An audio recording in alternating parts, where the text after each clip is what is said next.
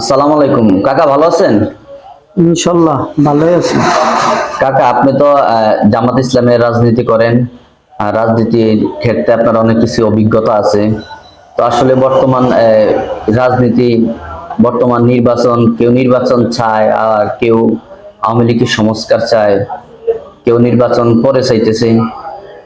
আসলে আপনার কি ধারণা নির্বাচন নিয়ে? আউযু বিল্লাহি মিনাশ শাইতানির রাজিম। বিসমিল্লাহির রহমানির রহিম। আসসালামু আলাইকুম ওয়া রাহমাতুল্লাহি ওয়া বারাকাতুহু। আসলে আমরা যতই সিদ্ধান্ত করি, যত কিছুই করি, পৃথিবীতে আল্লাহ পাক পবিত্র কোরআনে আমাদের পরিবার, সমাজ সব সম্বন্ধে আল্লাহ পাক বলছে আমতুল্লানা আমানত, তোমাদের এই ভোটটা হচ্ছে পবিত্র আমানত। তাহলে এই পবিত্র আমানতটা আমরা যদি ঠিক সঠিক জায়গায় না দিতে পারি, তাহলে কিন্তু তার দ্বারা যত অপকর্ম হইব, যত খারাপি হইব, তখন এই খারাপিগুলার আপনি নমাজ করেন, রোজা করেন, সব করেন, ঠিক আছে, কিন্তু আপনি একজন অন্যায়কারীকে, একজন অযোগ্য লোককে আপনি তার ভোটটা দিলেন।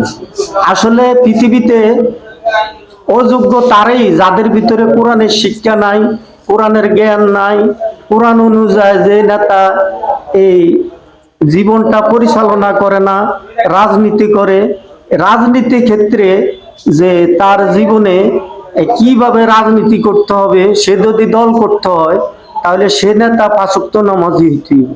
আল্লাহ কইছে ওই লোক জমিন, ওই লোককে ক্ষমতা দাও যে পাঁচ ওয়াক্ত নামাজ নিজে পড়বো এবং তার দলের কর্মীদেরকে পড়াইবে, এবং সে নিজেও কোরআন অধ্যয়ন করব এবং তার কর্মীকে কোরআন অধ্যয়ন করাইবে, সে নিজেও হাদিস শিখব, সে কর্মীদেরকেও শিখাইব। আর সে ক্ষমতায় গেলে যে গরিব দুঃখীর যে মালগুলা, এই মালগুলা ঠিকমতো বন্টন করব এবং ন্যায় বিচার করব, সৎ কাজের আদেশ করব, অসৎ কাজের নিষেধ করব। তাহলে যার ভিতরে কোরআনের শিক্ষা নাই, সে ফেরাউন, নরমুদ, সে সে যতই বড় এই শেখ মুজিব কন, বিএনপি কন, যত দলে কন, কিন্তু কেউই যায় না তার ভিতরে কোরআন অনুযায়ী তার এই রাষ্ট্রীয় এই রাজনীতিক পরিচালনা করে না, তারা সবাই ব্যর্থ। কিন্তু হযরত উমর যখন খারাপ ছিলেন এবং তার ভিতরে কোরআন ছিল না, কোরআন দিয়া সে রাষ্ট্র রাজনীতি পরিচালনা করে না, তখন সে ছিল ঘৃণিত, জাহান্নামী, অন্ধকারের মতো সে পথভ্রষ্ট ছিল। আর যখন এই কোরআন দিয়া কিভাবে রাজনীতি পরিচালনা করতে হবে, রাষ্ট্র পরিচালনা করতে হবে, তখন নিজেও নামাজ পড়ছেন, তার কর্মীদেরকেও পড়াইলেন। সে কোরআন অধ্যয়ন করতেন অর্থ সহকারে, এবং এই কোরআন পড়ে পড়ে জীবনের সকল ক্ষেত্রে, রাজনীতি ক্ষেত্রে যে দায়িত্ব আছে, কতগুলো আয়াত আছে রাষ্ট্রীয় ব্যাপারে, পরিবার গঠনে, সমাজ গঠনে, জীবনের সকল ক্ষেত্রেই আমাদের এই কোরআন জীবন বিধান। তাহলে আজকে যারা রাজনীতি করেন, আমি বলবো আপনারা জীবনও শান্তি দিতে পারবেন না যদি সে আল্লাহর বিধান দিয়া এবং রাসূলের আদর্শ দিয়া, এবং যারা পদ উন্নতি পেয়েছে, জান্নাতের সার্টিফিকেট পেয়েছে, সে উমর, আবু বকর, আলী, উসমান, তারা যেভাবে রাষ্ট্র পরিচালনা করছে, যে রাসূলের আদর্শ দিয়া, কোরআনের হুকুম দিয়া, আপনারা যদি এখনো, আমি বলবো আপনারা যতই চেষ্টা করেন, যতই কিছু করেন, কিছুই আপনারা সফল হইতে পারবেন না দুনিয়াতে আখিরাতে।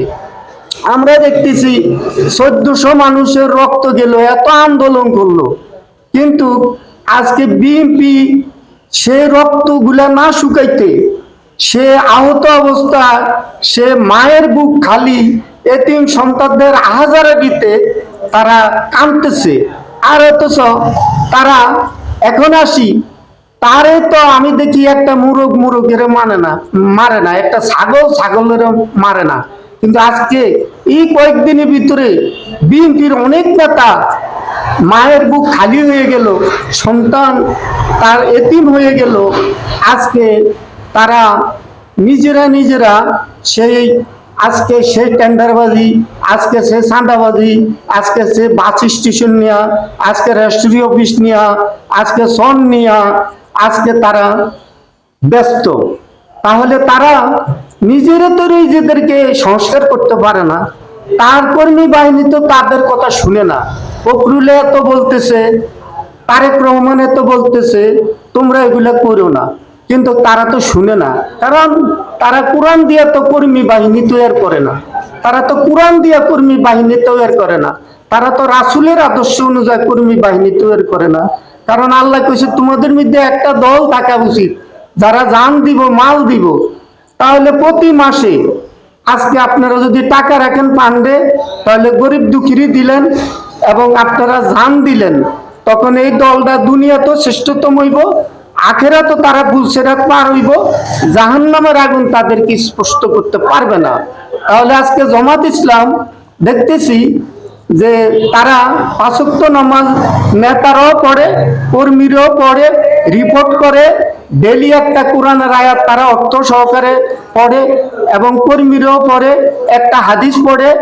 তারপরে প্রত্যেক মাসে এবং একজন রুকন তুলে সম্পদের 4 ভাগের 1 ভাগ দিতে হবে। এই জন্য তাদের ভিতরে আজকে কাটাকাটি নাই, মারামারি নাই। তবে আমি বলবো বর্তমান নির্বাচনে যে সমস্ত অপকর্মগুলো হয়েছে, আপনি দেখেন শরীয়ত বলছে এখনো হত্যা, এখনো বিচার, এখনো কেউ মদ খেলে তার বিচার, এখনো চুরি করলে তার বিচার। তাহলে আওয়ামী লীগের সাধারণ লোকেরা চাইতেছে যে কিছু আওয়ামী লীগের কারণে আজকে সম্পূর্ণ আওয়ামী লীগের একটা বদনামি, তাহলে এদের বিচার হওয়া দরকার।